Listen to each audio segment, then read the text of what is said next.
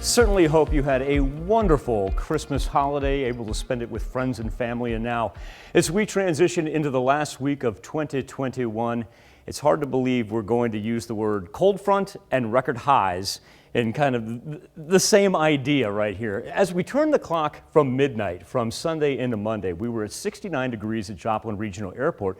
So we actually did challenge that record that dates back to 2005. Came up just short of it, but now by the time we get to the end of 2021, get ready to open up 2022, we are looking at probably the warmest December on record. Warmest December on record when we put the entire month together. It has just been absolutely crazy as we shattered records on both Saturday and Sunday. And another thing that we need to change, that amount of precipitation we picked up, because we are lacking for our 12th month, that is for sure.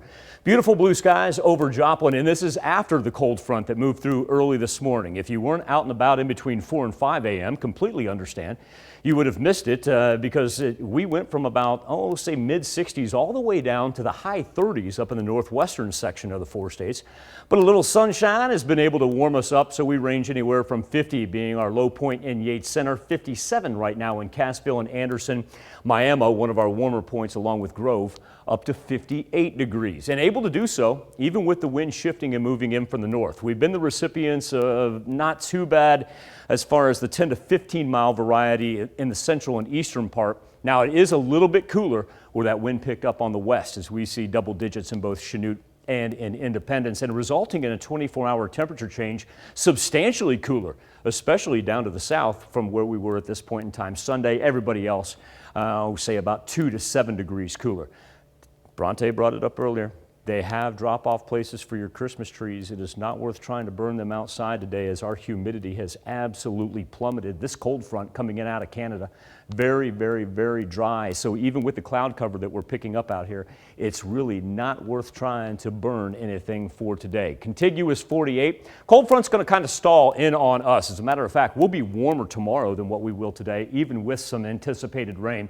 We do have some snow that lasts from the Great Lakes down to the northeastern portion of the U.S. and still problems with the atmospheric river. While it's certainly not as pronounced as what it was last week headed into Christmas, you can still tell everything that generates down here, even with that gap, it reloads, and you've got almost monsoonal territory through portions of Arizona and New Mexico, and then rains causing not only mudslides but also rock slides out on the west coast. So let's be very fortunate that we're going to be talking about mid-50s, partly sunny skies, and even some rain that we're in desperate need of. Don't have to worry about it for this evening. Really won't start to arrive until after we get past the midnight time frame. So here we go. It'll start down here, bottom left-hand corner, and when it does begin to pop up, starts off kind of mundane, but I tell you what, once this thing gets legs and it begins to push out to the east, then we're seeing some very, very heavy rain. Throw some thunder and lightning in there with it as well. And this is going to affect tomorrow morning's commute. Probably looking at about 4 to noon, going to be our best bet for the heaviest rain. And really picking up on our eastern portion of the 4 states. We're going to have a dividing line right here. Now, by the time we get to noon, should be done with that activity. But localized flooding is going to become a problem, because as we look at the rain tracker and put it into effect, you see this line of purple that'll pop up right here. That's 1.5 to 2.5 inches of rain. And while that's a pretty fine defined line, it's not widespread. You know, up here to the north and out to the west, we're looking at probably anywhere from 1/4 to 1/2 inch of rain. But I want everybody living in this sector, or if you have to travel there tomorrow, to know that those roads, and here's the thing, Bronte, those roads, because we've been so dry, are not going to be able to absorb all of it. It's going to be one of those things where, yeah, it's going to want to fight it off to begin with. And so we're going to see ponding and we're going to see flooding for tomorrow morning.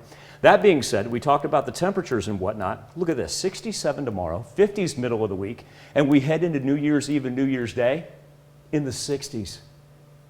No. Well, all I can say is for tomorrow, definitely want to be careful on those roads. You're going to want to join us for the KOAM Morning News as we keep you updated on those road conditions. All right, thank you.